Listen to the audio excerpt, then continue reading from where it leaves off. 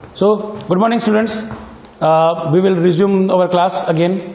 Yesterday, we had discussed about the poem Noble Nature by Ben Jonson, and just for a short review, I would like to explain that poem in a few lines. That it was about nature, how a life should be lived, and in this poem, Ben Jonson has used two noble symbols of nature. They are oak and a lily, and he has tried to explain with the lifespan of both these objects. First one is oak, that it lives for 300 years, and again lily, it lives for a day. And तो उस तरीके से again sorry क्योंकि मैं थोड़ा English में चला गया, बेन जॉनसन ने इस पोएम में दो प्रकृति के प्रतीक का इस्तेमाल किया है. एक तो ओक, एक ऐसा पेड़ है जो 300 वर्ष तक जीवित रहता है, और दूसरा लिली, एक फूल है जिसकी उम्र केवल 1 दिन की होती है. ये कल हमने पढ़ लिया था. तो जैसा कि मैंने बताया था आपको कि अब हम बोर्ड क्लासेस के अंदर कैसे जो क्वेश्चंस आते हैं, और एक बात डेफिनेट है कि इस पोएम से एक क्वेश्चन हर साल आता ही है फ्रॉम 15, क्योंकि पहले जो कोर्स था उसमें भी ये पोएम थी, कोर्स बदला उसमें भी थी, और अभी भी है ये.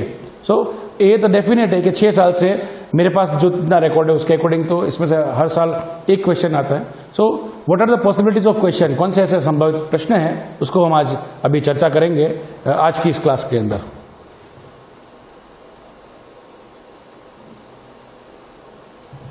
जैसा कि आप देख पा रहे हो, एज यू कैन सी, मैंने कुछ मेरे तरीके से जो एक इजीएस्ट फॉर्म ऑफ लर्निंग है उस तरीके से आपको समझाने की कोशिश की है.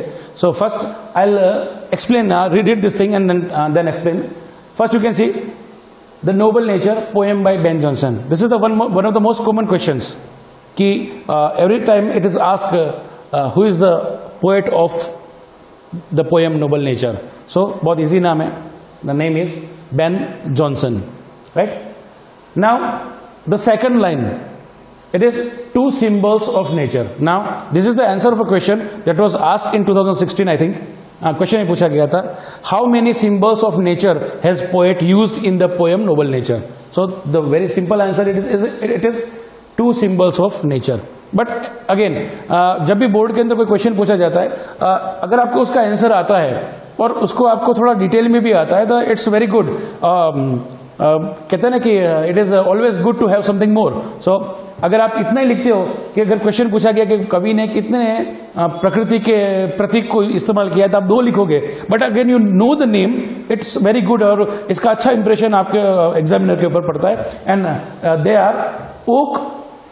Now you can see that what I have tried to display is that oak, first object is oak, then कुछ हाइफन का यूज किया मैंने, but it is just to show if in case you omit grammar के कुछ words आप भूल जाते हो, तो भी आपको यहाँ पे कुछ भी जो आपके दिमाग में आता है वो लिख सकते हो. सपोज यहाँ पे the best word is oak stands for, पेड़ जीता नहीं है, खड़ा रहता है. बट अगर आप भूल गए तो आप यहां पे lives for लिख सकते हो. Okay, so this is the easiest form of writing the answers. So first basically is that oak stands for 300 years. बिल्कुल सिंपल, या और इजी करना हो तो ओक 300 years. ओके, ये हो गया उस ऑब्जेक्ट का नाम. This is the life span, उसका जीवन काल. And this is the result, how it ends with the life. उसका जीवन खत्म होने के बाद कैसा होता है. कई बार आप लोगों ने सोशल मीडिया पे या कहानियों में देखा होता है कि एक इंसान ने अपने जीवन में क्या कमाया, ये उसकी जो अंतिम यात्रा होती है उसके साथ दिखता है.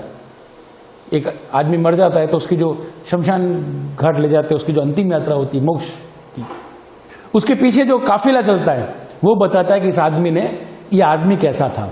सो basically what I am trying to say is that when oak lives after 300 years, 300 years is a very big span.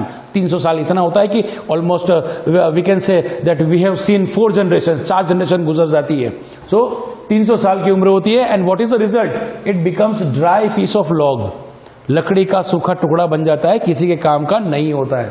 And the second object we well know, it is lily. Lily फूल होता है, lives for a day, एक दिन के लिए जीता है. Remember my dear, it lives for a day and it is known as flower of light.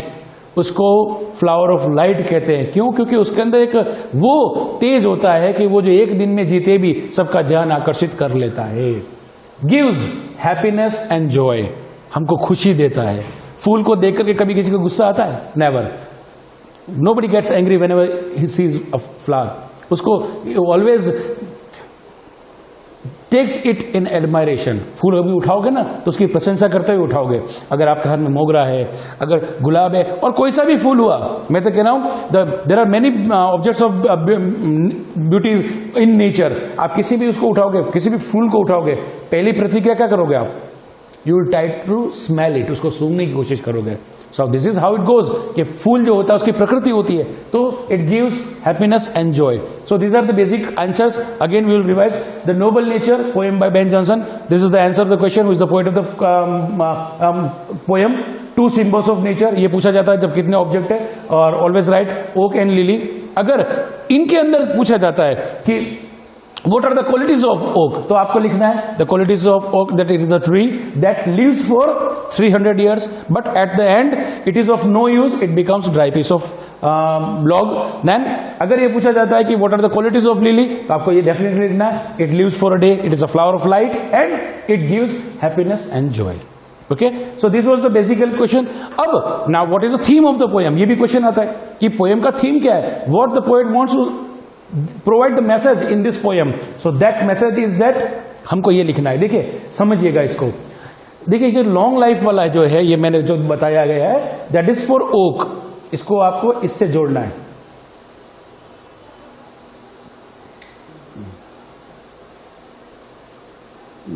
Where is the pen?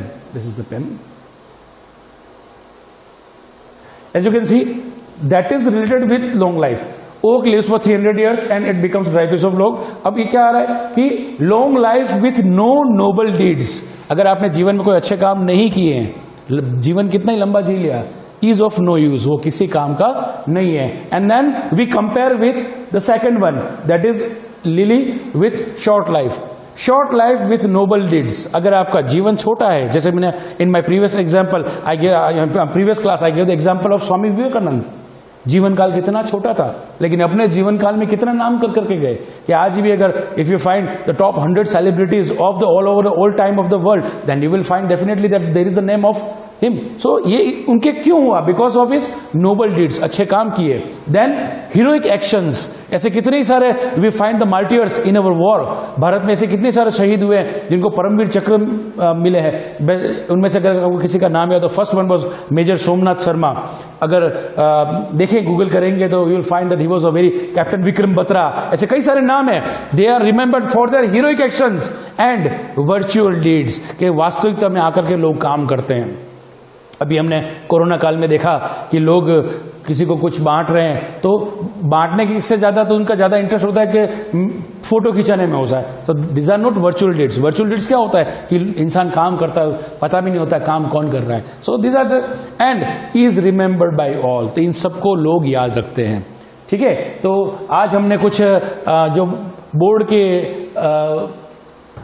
Important questions का जो आंसर्स, जो पॉसिबल क्वेश्चंस का आंसर होता था, वो हमने पढ़ा। इसका आप चाहे तो अभी आपके सामने 5 सेकंड के लिए मैं भी हट जाता हूं, आप देख पाएंगे तो आप इसको अपनी नोटबुक में नोट कर लीजिएगा।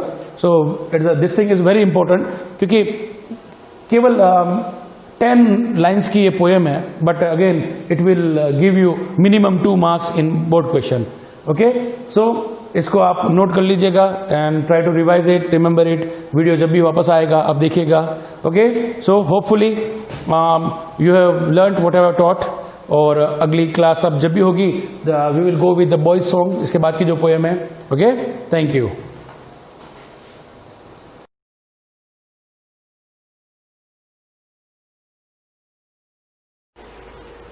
हमने प्रीवियस लेक्चर में बेटा डिस्कस किया था नॉमेनक्लेचर मोनो हेलो एल्केन्स का और मोनो हेलो एरिन्स का। आज हम डिस्कस करेंगे how many types of mono halo alkanes, यानी जो हेलो एल्किन्स हैं उनका classification according to carbon number of carbon, according to halogen number of halogen. तो आज हम डिस्कस करेंगे क्लासिफिकेशन यानी वर्गीकरण, हेलो एल्केन्स का वर्गीकरण यानी क्लासिफिकेशन। इंग्लिश में हम क्लासिफिकेशन और हिंदी में वर्गीकरण। सबसे पहले हम क्लासिफिकेशन,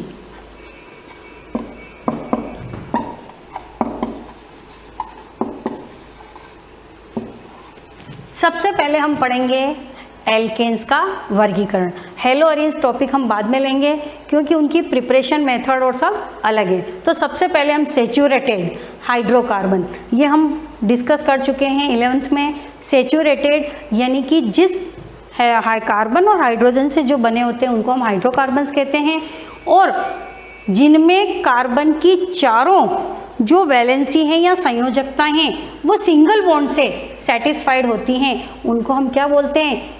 संतृप्त हाइड्रोकार्बन से। डबल बॉन्ड और ट्रिपल से होती तो उनको बोलते हैं हम अनसेचुरेटेड या असंतृप्त हाइड्रोकार्बन्स। उसके अलावा फिर ये था आपके हाइड्रोकार्बन्स में।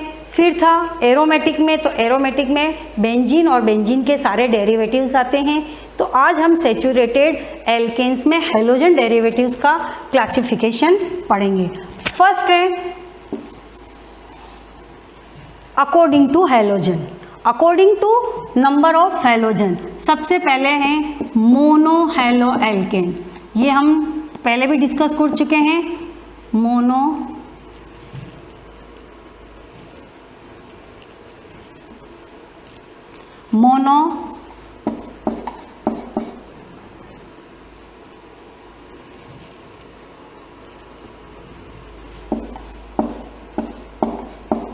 हेलो एल्केन, यानी कि फर्स्ट जो वर्गीकरण है हेलोजन के नंबर पर आधारित है कि किसी भी एल्केन में से कितने H रिप्लेस होकर हेलोजन जुड़ते हैं। अगर एक हेलोजन जुड़ता है एक हाइड्रोजन को रिप्लेस करके तो मोनो हेलो एल्केन। अगर दो हाइड्रोजन रिप्लेस होते हैं उसकी जगह दो हेलोजन आते हैं तो उनको बोलते हैं हम मोनो हेलो एल्केन्स, CH3Cl। ठीक है, फिर मोनो हेलो एल्केन्स के बाद हैं di halo alkanes, di halo alkane, यानी कि CH2Cl2, दो हेलोजन जोड़ दिए। ये हम जो कल के लेक्चर में हमने इसको डिस्कस किया था। थर्ड हैं ट्राई हेलो एल्केन, ये भी हमने कल डिस्कस किया था, CHCl3। और चौथा था टेट्रा हेलो यानी पोली, टेट्रा हेलो एल्केन, यानी कि CCl4। मोनो एक हेलोजन, डाई दो हेलोजन, ट्राई तीन हेलोजन और टेट्रा चार हेलोजन। यानी अगर सेचुरेटेड हेलो एल्केन्स में से, सेचुरेटेड एल्केन में से अगर एक हाइड्रोजन रिप्लेस होकर एक हेलोजन जुड़ता है तो वो मोनो हेलो एल्केन्स के अंतर्गत आएगा। दो जुड़ेंगे तो डाई, तीन जुड़ेंगे तो ट्राई और चार जुड़ेंगे तो टेट्रा। ये था फर्स्ट क्लासिफिकेशन जिसका हमने कल के लेक्चर में हमने इसको अध्ययन किया था और इसका हमने जो नामकरण भी किया था, नोमेनक्लेचर भी इसका पढ़ा था। आज हम पढ़ेंगे जो मोनो हेलो एल्केन्स हैं वो भी वापस तीन टाइप के होते हैं। प्राथमिक,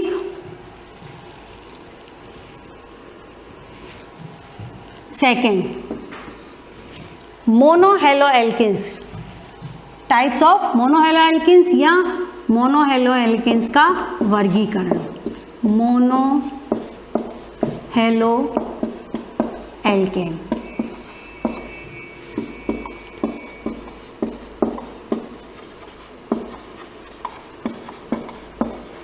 ये वापस होते हैं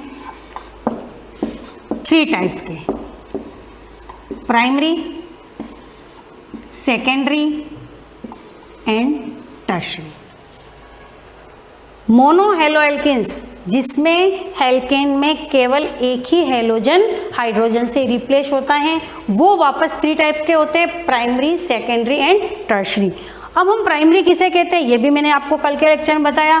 एक ही कार्बन से अगर एक कार्बन जुड़ा हो तो वो प्राइमरी, अगर उस कार्बन पर हेलोजन जुड़ा हो, फॉर एग्जाम्पल ये देखिए आप, ये एक कार्बन है, ये भी प्राइमरी और ये भी प्राइमरी।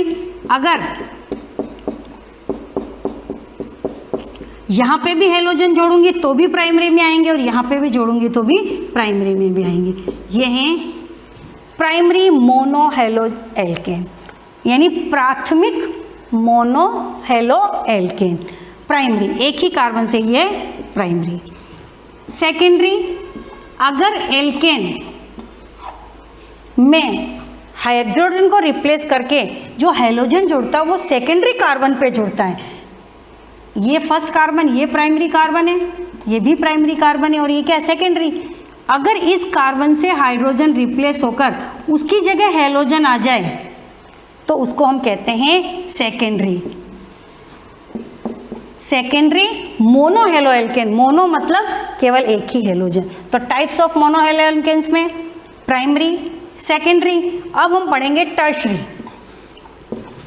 एक कार्बन से कितने जुड़े हैं, 3 कार्बन। एक कार्बन से एक ही कार्बन जुड़ा प्राइमरी और एक ही हेलोजन जुड़ा मोनो। एक कार्बन से 2 कार्बन जुड़े और एक हेलोजन जुड़ा, सेकेंडरी मोनो हेलो एल्केन्स। एक कार्बन से 3 कार्बन जुड़े यानी ये टर्शरी।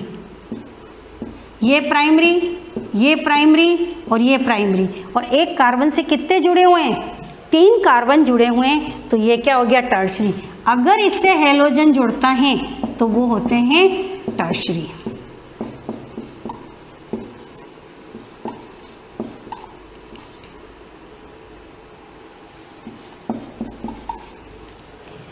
तो mono halo alkanes, types of mono halo alkanes, primary halo alkanes, secondary halo alkanes and tertiary. प्राथमिक मोनो एल्केन, द्वितीयक मोनो एल्केन और तृतीयक मोनो एल्केन। अब हम थर्ड जो अब पढ़ेंगे वो हैं अकॉर्डिंग टू। दूसरा है ये है अब थर्ड। फर्स्ट हो गया according to number of halogen, दूसरा हो गया मोनो हेलो एल्केन्स, वापस कितने टाइप्स के होंगे, प्राइमरी, सेकेंडरी और टर्शरी। थर्ड है एलिलिक मोनो हेलो एल्केन या alkyl halide. Allylic, allylic mono halide. Allylic monohalide यानी कि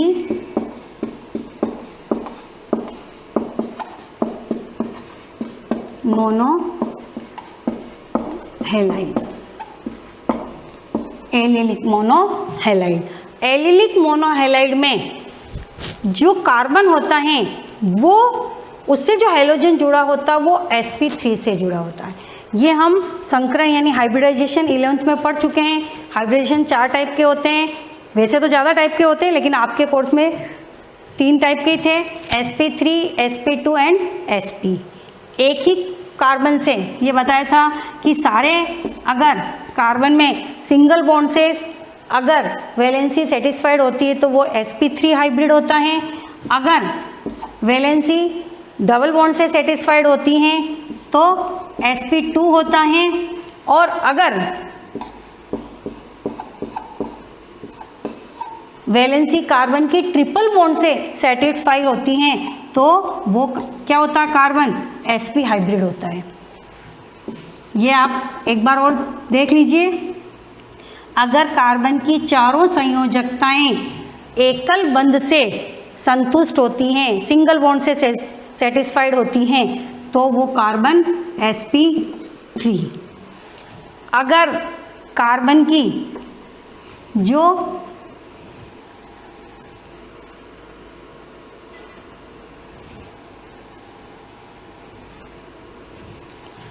कार्बन वो डबल बॉन्ड से सेटिस्फाइड हो रही है यानी द्विबंध से संतुष्ट हो रही है तो वो कार्बन sp2 होता है। और अगर कार्बन की वैलेंसी या संयोजकता त्रिबंध ट्रिपल बॉन्ड से सेटिस्फाइड हो रही है तो वो कार्बन या कोई भी कंपाउंड क्या होता है, sp हाइब्रिड होता है, यानी sp संकृत होता है। तो जो एलिलिक मोनोहैलाइड्स होते हैं उनमें हैलोजन तो किससे जुड़ा होता है, sp3 हाइब्रिड से, लेकिन वो कार्बन किससे जुड़ा होता है, डबल बॉन्ड वाले कार्बन से। वो जो होता है वो किससे जुड़ा होता है, डबल बॉन्ड वाले कार्बन से। तो हैलोजन जुड़ा हुआ है sp3 से, लेकिन वो कार्बन यानी कि जो कांटेक्ट कार्बन है वो किससे जुड़ा हुआ है, डबल बॉन्ड से। तो उनको बोलते हैं हम एलिलिक हैलाइड। फॉर एग्जाम्पल ये देखिए आप, इसमें भी आप बना सकते हैं, ये जैसे डबल बॉन्ड, ये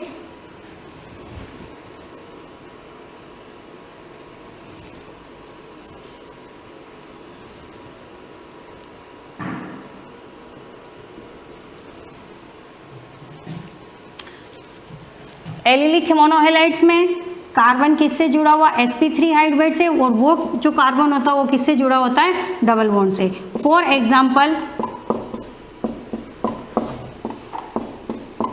ये देखिए, ये हैलोजन किससे जुड़ा, इस कार्बन से, ये कार्बन क्या है, sp3, लेकिन ये कार्बन किससे जुड़ा हुआ है, sp2 से। तो एलिलिक हैलाइड के अंदर वो हाइड्रोकार्बन्स आते हैं जिसमें हैलोजन sp3 हाइब्रिड कार्बन से जुड़ा होता है, लेकिन जो पास वाला कार्बन होता है वो किससे जुड़ा होता है, डबल बॉन्ड वाले कार्बन से। तो उसको हम किससे बोलते हैं, एलिलिक मोनोहैलाइड्स। इसका अगर हम नॉमेनक्लेचर करेंगे तो हमेशा ध्यान रखना कि नंबरिंग उधर से करते हैं जिधर से डबल बॉन्ड पास पड़ता है, 2 3। आप हैलोजन को देख के नंबरिंग नहीं करेंगे, आप नंबरिंग करेंगे डबल बॉन्ड के अकॉर्डिंग, 1 2 3 4। तो 3 क्लोरो प्रोप 1 इन हो जाएगा इसका, 1 2 3 1 2 3 कार्बन को हम किससे रिप्रेजेंट करते हैं, प्रोप से। डबल बॉन्ड है, ये हम पढ़ चुके हैं 11th में, डबल बॉन्ड होता है तो जो अनुलग्न लगता है वो क्या लगता है, इन। तो क्या हो गया ये, प्रोपीन। और हैलोजन जुड़ा हुआ है तो इसको हम बोलेंगे 1 2 3 क्लोरो प्रोप 1 इन। प्रोप 1 इन इसलिए बोलेंगे क्योंकि डबल बॉन्ड कहाँ जुड़ा हुआ है, 1 पे। तो ये हैं आपके एलिलिक मोनोहैलाइड्स, वो हैलाइड्स या वो मोनोहैलोएल्केन्स जिनमें हैलोजन sp3 हाइब्रिड कार्बन से जुड़ा होता है और वो कार्बन डबल बॉन्ड वाले कार्बन से अटैच रहता है। अब हम नेक्स्ट पढ़ेंगे वाइनिलिक हैलाइड।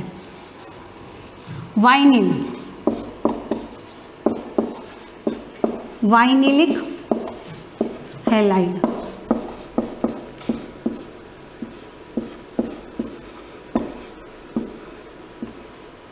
वाइनिलिक हैलाइड्स हैं।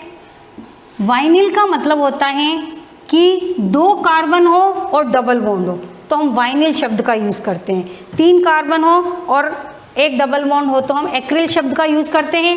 4 कार्बन और 1 डबल बॉन्ड हो तो हम क्रोटोन शब्द का यूज़ करते हैं। तो 2 कार्बन, इसको हम क्या बोलते हैं, एथीन। 2 कार्बन से जुड़े हैं, कार्बन के नंबर कितने, 2 कार्बन को हम बोलते हैं एथ, और डबल बॉन्ड है इसलिए हम यूज़ करेंगे इन। तो क्या हो जाएगा, एथीन। अगर एक H को रिप्लेस करके इसकी जगह हम क्या लगा दें, हैलोजन लगा दें, CH2 डबल बॉन्ड CH। अगर इसकी जगह मैंने हैलोजन पुट कर दिया तो ये वाइनिल हैलाइड्स में आ जाएंगे। और मोनोहैलाइड्स इसलिए बोलेंगे क्योंकि एक ही हैलोजन हट रहा है, तो हाइड्रोजन को हटा कर उसकी जगह हम हैलोजन रिप्लेस कर दें एल्किन्स में, वाइनिल में। वाइनिल ग्रुप हम कार्बन, नंबर ऑफ कार्बन कितने होते हैं, 2, यानी 2 कार्बन हो और डबल बॉन्ड हो तो ही वाइनिल शब्द का यूज़ करते हैं। तो ये हो जाएगा वाइनिल क्लोराइड यानी vinyl halide. Vinyl halide benzene ring में भी होता है। ये आपके क्या हैं, अगर कहीं भी, ये भी मैंने आपको 11th में अच्छे से आपको नोमेनक्लेचर पढ़ाया था मैंने। तो इसको क्या बोलते हैं अपन? साइक्लोहेक्सेन है ये, क्योंकि कहीं भी डबल बॉन्ड नहीं है। अगर मैं इसकी जगह डबल बॉन्ड लगा देती तो ये क्या हो जाएगा? साइक्लोहेक्सीन। और अगर इसकी जगह ट्रिपल बॉन्ड आ जाते 3 अल्टरनेट, तो ये क्या हो जाएगा? बेंजीन। अगर ये देखिए मैंने एक ही डबल बॉन्ड लगाया तो ये क्या हो गया, और इससे अगर मैंने हेलोजन जोड़ा तो वो भी वाइनिल हैलाइड्स में आएगा। तो ये आज का हमारा जो क्लासिफिकेशन था vinylic halide, number of halogen के अकॉर्डिंग, किस कार्बन पर हेलोजन जुड़े थे उसके अकॉर्डिंग। तो हमने ये 3 तरह से इसको हमने डिस्कस किया। अब अगला जो क्लासिफिकेशन होगा वो हम नेक्स्ट लेक्चर में डिस्कस करेंगे।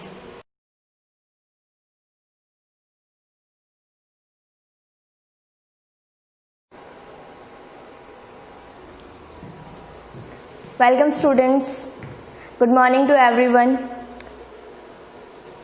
लास्ट क्लास में हमने पढ़ा था मैट्रिक्स का पार्ट 1, जिसमें हमने पढ़ा था order of matrix.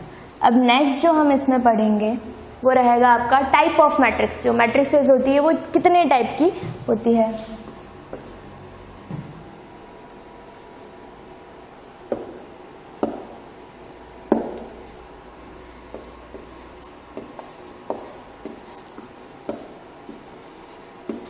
Type of matrices.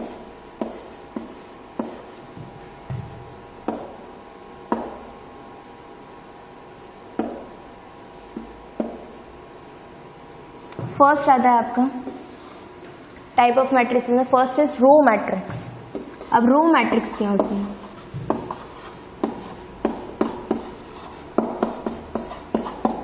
Name से ही क्लियर है, यहाँ पर कहा है रो मैट्रिक्स। रो मैट्रिक्स मतलब ऐसे मैट्रिक्स जिसके अंदर सिर्फ एक ही रो होती है। कॉलम्स चाहे कितने भी हो सकते हैं बट रो इज ओनली 1। तो हम जानते हैं कि रो को हम कैसे रिप्रेजेंट करते हैं। रो एक है तो पहले स्क्वायर बना दिया मैंने।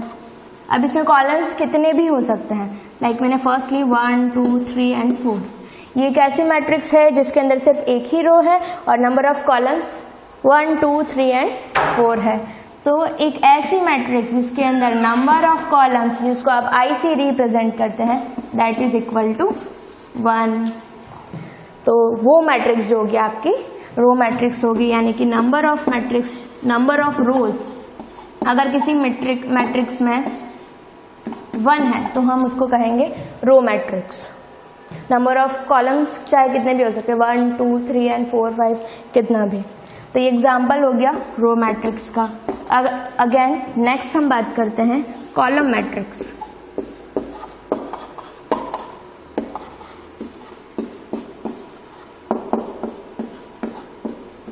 कॉलम मैट्रिक्स क्या होता है? जैसे रो मैट्रिक्स में सिर्फ एक रो होती है तो इसलिए रो मैट्रिक्स होते हैं। कॉलम मैट्रिक्स में क्या होता है? ओनली 1 कॉलम एग्जिस्ट करता है, उसको हम कहते हैं कॉलम मैट्रिक्स। Only 1 column.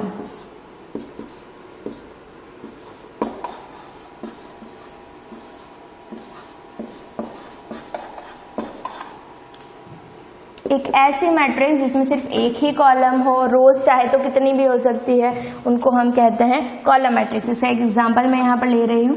एक ऐसी मैट्रिक्स जिसमें सिर्फ एक ही कॉलम है, तो एक कॉलम लिया हमने, फॉर एग्जांपल 6 5 2 3 6 5 2 एंड 3।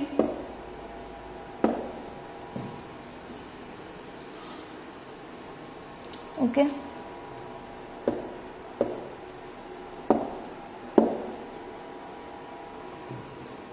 6 5 एंड 3। एक और ले लिया 1। अब इसमें बात करें कि नंबर ऑफ कॉलम कितने हैं, वो only 1 and number of rose 1 2 3 and 4। अगर चाहे तो इसका ऑर्डर भी लिखना चाहे तो क्या हो जाएगा, 1 2 3 and 4। Number of rows are 4 cross number of column, कितने कॉलम है, 1 है। तो हमने यहाँ पर देखा कि नंबर ऑफ कॉलम इज 1, यानी कि एक ऐसी मैट्रिक्स जिसमें J इज इक्वल टू 1 होगा। J इज इक्वल टू 1 है तो उसको हम कहेंगे कॉलम मैट्रिक्स, जिसमें एक ही कॉलम, रोज जो हो सकते हैं मोर देन 1 हो सकते हैं। रो मैट्रिक्स में only 1 row would be exist. Now the next जो मैट्रिक्स है हमारी वो आती है जीरो मैट्रिक्स। थर्ड जो मैट्रिक्स है हमारी है जीरो और नल मैट्रिक्स।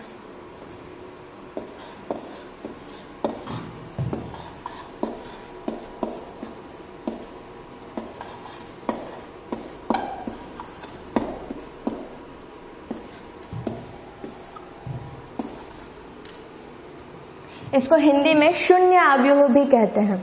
शून्य अवयव का मतलब जैसे इसमें पता चल रहा है जीरो और नल मैट्रिक्स, एक ऐसी मैट्रिक्स जिसके सारे एलिमेंट्स जो है वो जीरो हो। All elements are zero. A matrix in which सारे एलिमेंट्स, सारे के सारे अवयव are zero. All elements are zero. तो यहाँ पर चाहे मैं इसको कहूँ, मैंने कोई यहाँ पर ले ली मैट्रिक्स 2x2 की मैट्रिक्स ले ली है मैंने, यानी कि total 4 elements 0 0 0 0, this is a null matrix. If I say 0 0 0, this is also a null matrix. किसी भी ऑर्डर की मैट्रिक्स हो, अगर उसके सारे एलिमेंट्स 0 है तो हम उसे कहेंगे नल मैट्रिक्स। ये हो गया आपका 3x1 का, ये हो गया आपका 2x3 की मैट्रिक्स। अगर सारे एलिमेंट 0 है तो उसको हम कहेंगे नल मैट्रिक्स। तो मैट्रिक्स में अगर हमको 0 यूज करना है कहीं भी in the form of matrix, अगर 0 यूज करना है तो we will use the null matrix और जीरो मैट्रिक्स, या फिर इसको शून्य अवयव भी कहते हैं। नाउ द नेक्स्ट जो मैट्रिक्स आती है आपकी, दैट इज स्क्वायर मैट्रिक्स। अब यहाँ पर जितनी भी मैट्रिक्स हमने पढ़ी वो किसी भी ऑर्डर की पढ़ी, 2x2, 3x2, 3x5, anything. But यहाँ क्या केस बनता है, इफ आई से स्क्वायर मैट्रिक्स, तो इसका मतलब क्या है? स्क्वायर मैट्रिक्स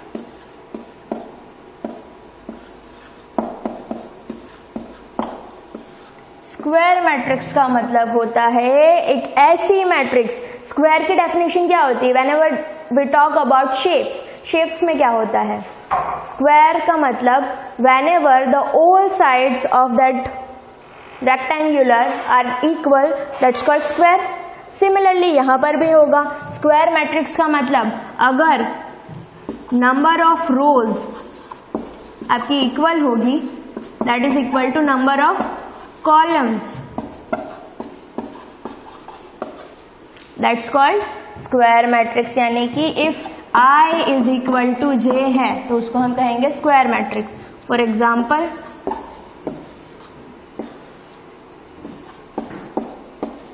ये मैट्रिक्स है, इसका ऑर्डर क्या है?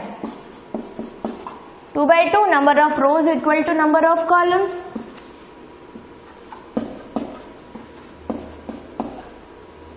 अब मुझे बताइए क्या ये स्क्वायर मैट्रिक्स है?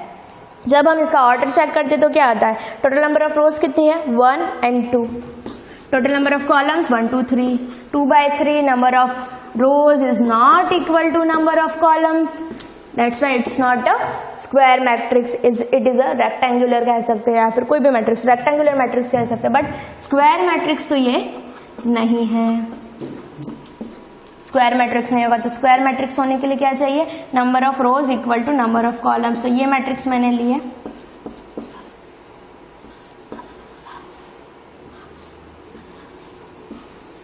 ठीक है, ये कोई मैट्रिक्स ली, इसमें number of rows is 3, number of column is again 3। 3x3 का मैट्रिक्स है, I is equal to J है, that's why it is a square matrix. Clear? Now the next matrix जिसके बारे में हम बात करेंगे दैट इज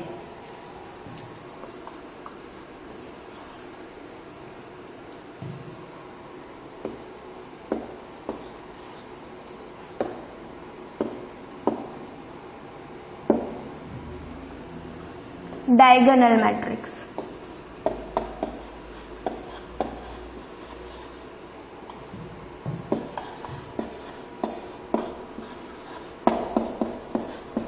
डायगोनल मैट्रिक्स क्या होती है? डायगोनल को विकर्ण भी कहते हैं, तो इसको विकर्ण अवयव भी कहा जाता है। डायगोनल का मतलब क्या? जब भी हम स्क्वायर की बात करते हैं तो यहाँ पर in the sense of since we are talking about diagonal matrix, तो यहाँ पर हम स्क्वायर मैट्रिक्स का ही सेकंड पार्ट पढ़ रहे हैं कि एक ऐसी स्क्वायर मैट्रिक्स, मैंने कोई स्क्वायर मैट्रिक्स यहाँ पर ली है, फॉर एग्जांपल 2x2 की स्क्वायर मैट्रिक्स ली है,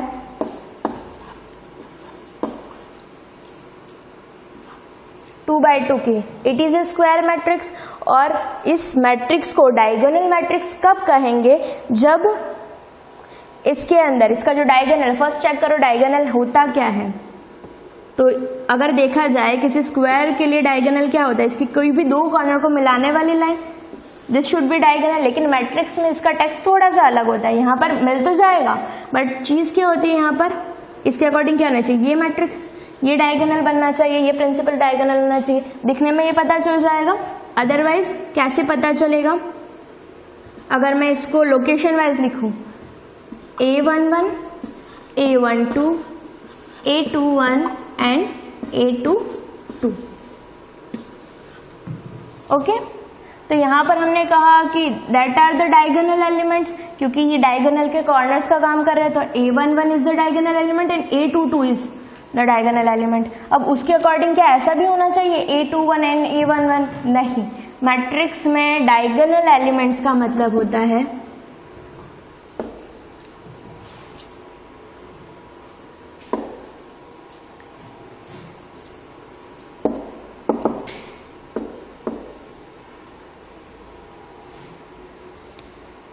डायगोनल एलिमेंट्स का मतलब होता है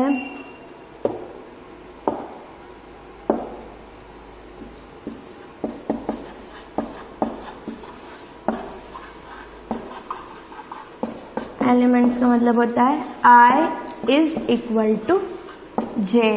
अगर हम किसी भी एलिमेंट की बात कर रहे हैं, अगर उसका लोकेशन में ऐसा है लाइक A11, A22, A33 या फिर A44, जहाँ पर I is equal to J है, तो उन एलिमेंट्स को हम कहेंगे, उन सारे इक्वल I J वाले जो है उन सबको हम कहेंगे डायगोनल एलिमेंट्स। उस केस में A11 and A22 is the diagonal element, और ये पूरा का पूरा होगा उसको हम कहेंगे पूरा डायगोनल। अब इस डायगोनल के ऊपर और नीचे की तरफ, मतलब इसको छोड़ करके बाकी के सारे एलिमेंट्स अगर तो जीरो होंगे तो इस मैट्रिक्स को हम कहेंगे डायगोनल मैट्रिक्स। कैसे कहेंगे, फॉर एग्जाम्पल अगर कोई मैट्रिक्स आपको दे दी है 1, 2 एंड 0 एंड 0, फर्स्ट थिंग तो ये एक स्क्वायर मैट्रिक्स है या नहीं, कोई स्क्वायर मैट्रिक्स है वही डायगोनल मैट्रिक्स हो सकती है। एक ऐसी स्क्वायर मैट्रिक्स जिसके अंदर डायगोनल एलिमेंट्स को छोड़ करके बाकी सारे एलिमेंट्स जो है वो जीरो है, तो उसको हम कहेंगे डायगोनल एलिमेंट्स। ये हो गया आपका डायगोनल, इसको छोड़ करके बाकी सारे जीरो है तो हम इसको कहेंगे स्क्वायर डायगोनल मैट्रिक्स। एक ऐसी मैट्रिक्स जिसमें नॉन डायगोनल एलिमेंट्स जो है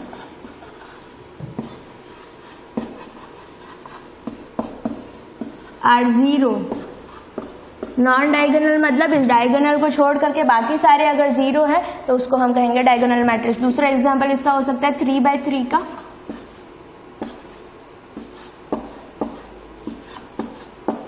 ये मैंने मैट्रिक्स ली है यहाँ पर 3x3 की कोई मैट्रिक्स ली है, इसका मतलब ये स्क्वायर मैट्रिक्स है। एक ऐसी स्क्वायर मैट्रिक्स जिसमें डायगोनल एलिमेंट्स है, जिसमें डायगोनल एलिमेंट्स कौन से होंगे, ये इसका डायगोनल बन रहा है 1, 2 एंड 3। क्यों, क्योंकि this is A11 and this is A22 and this is A33, that are the diagonal elements. इनको छोड़ करके बाकी सारे एलिमेंट जीरो है, इसलिए इसको इस पूरी मैट्रिक्स को हम कहेंगे डायगोनल मैट्रिक्स। क्लियर। इसी तरीके से 4x4, 5x5 सब में आपको डायगोनल चूज करना है, उसके अलावा सारे एलिमेंट जीरो है तो diagonal elements. But it's not necessary कि ये वाले सारे जो है इसमें जीरो नहीं आ सकता, यहाँ पर कुछ नहीं है, इसको छोड़ करके बाकी सारे जीरो होने चाहिए। तो यहाँ पर कोई भी नंबर हो सकता है 0, 1, 2, 3, 4, 5, 6 नेगेटिव एनीथिंग।